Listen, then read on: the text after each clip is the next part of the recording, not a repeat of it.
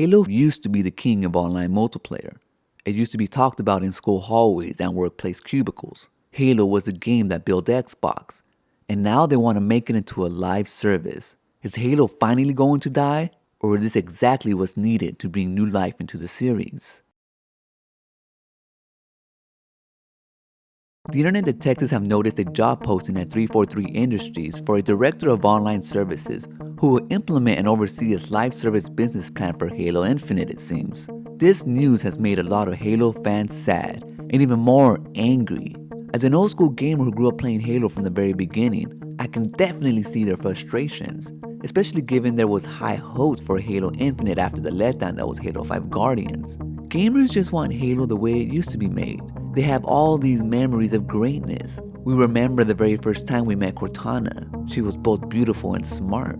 We remember the first time battling the Flood. As they were crawling towards us from every direction, fire sparking from our hands as we empty clip after clip from our dual-wielded SMGs, overcoming what seemed like impossible odds. We remember forging our multiplayer environments, only limited by our imaginations. Xbox fans knew they had something special in their hands, an envy to Sony fans. So I tell you, I understand,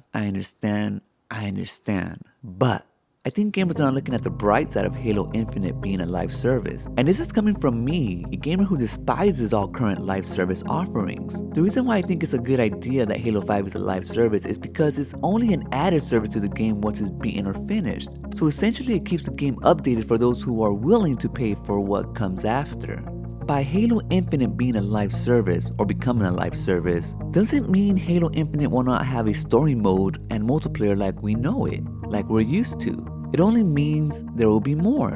Imagine if Destiny 2 was not a live service. Imagine if Destiny 2 had its story mode and had its multiplayer mode, and it was static. Would gamers really play Destiny 2 all year around? Yeah, they might buy the new multiplayer map once it's released, but these days, gamers are more likely to move on to a different game. Exactly like what happened to Halo 5 Guardians online multiplayer community. The game was static, gamers got bored, and left. Even if Halo Infinite's endgame ends up being nothing but a copy of Destiny's live service, it's better than nothing. But who knows, maybe, and I mean just maybe, 343 Industries can pull off the better live service. Something really worth coming back for. Given how they screwed up Halo 5, the odds are they'll screw this up too. But even if they do, you don't have to continue playing it. I didn't like what Bungie was offering with the Forsaken DLC, or any of their live service offerings, to be honest. The same with the Division, so I moved on. It was that simple. I still enjoyed the base games, and I sunk in many hours into multiplayer, so I got my money's worth. And I'm sure even if I don't enjoy the endgame being offered in Halo Infinite, or if you don't enjoy the endgame, you'll most likely still enjoy the base game, because it's still Halo. Again,